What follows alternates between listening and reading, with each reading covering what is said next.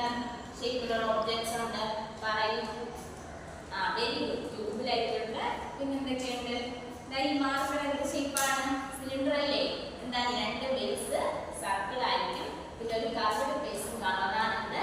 Cylinder എന്ന് പറയുന്നത്.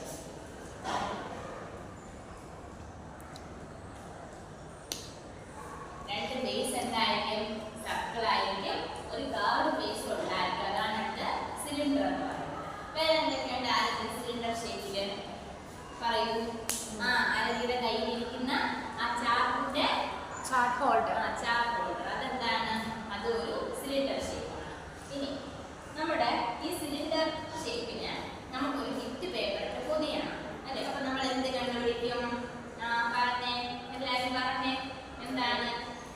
Very good, very good. ഏരിയയാണ് നമ്മൾ കണ്ടുപിടിക്കുന്നത്. അപ്പൊ ഏരിയ കണ്ടുപിടിക്കാൻ സിലിണ്ടറിന്റെ ഏരിയ എങ്ങനെ കണ്ടുപിടിക്കും നമ്മൾ?